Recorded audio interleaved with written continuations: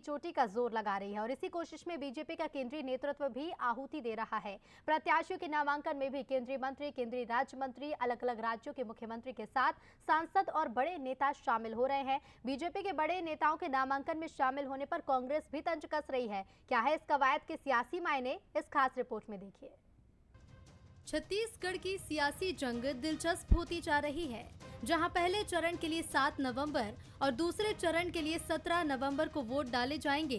पहले चरण की नामांकन प्रक्रिया शुरू होते ही बीजेपी का शक्ति प्रदर्शन भी शुरू हो चुका है। रमन सिंह के नामांकन में केंद्रीय गृह मंत्री अमित शाह राजनांदगांव पहुंचे थे। बीजेपी को दिग्गजों का सहारा। 19 अक्टूबर को फिर छत्तीसगढ़ आ सकते हैं अमित शाह। बस्तर के प्रत्याशियों के नामांकन में हो सकते हैं शामिल। अलग अलग क्षेत्रों में शामिल होंगे बीजेपी के बड़े नेता। असम के सीएम हेमंत बिस्वा शर्मा भी होंगे शामिल। यूपी के सीएम योगी आदित्यनाथ भी पहुंच सकते हैं छत्तीसगढ़।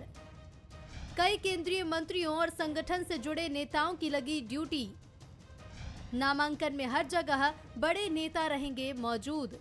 बीजेपी का कहना है कि छत्तीसगढ़ में केंद्रीय नेतृत्व के आने से कांग्रेस के पसीने छूटने लगते हैं। वहीं कांग्रेस का कहना है कि छत्तीसगढ़ में बीजेपी उधार के नेताओं के भरोसे चल रही है और जनता बीजेपी पर भरोसा नहीं कर पा रही। जब हमारा केंद्रीय नेतृत्व यहाँ पर आता है तो भूपेश बघेल जी और उनकी पार्टी के नेताओं को पसीना छूटने लगता है। अरे अपने नेताओं को भी खोजो, 2 से ज्यादा आते नहीं। कभी सोनिया, कभी आ गई प्रियंका जी, कभी मल्लिकार्जुन खड़गे जी, बहुत हुआ तो राहुल जी। हमारे यहाँ तो कतार है, रविशंकर जी आके गए, अमित शाह जी आते हैं, मोदी जी आते हैं। लगातार नेताओं का दौरा चल रहा है और चलता रहेगा। भारतीय जनता पार्टी छत्तीसगढ़ में उधार के नेताओं के भरोसे चल रही है। छत्तीसगढ़ के किसी भी नेता का कोई भी प्रत्याशी भरोसा नहीं कर पा रहा है। यहाँ तक कि रमन सिंह को भी अपनी जीत पे संशय है। वो अमित शाह को बुला के ले आए थे और उनसे यहाँ पे गलत बयानी करवाए। प्रदेश अध्यक्ष नेता प्रतिपक्ष को कोई पूछ नहीं रहा है। रमन सिंह राजनांदगांव में उलझे हुए हैं।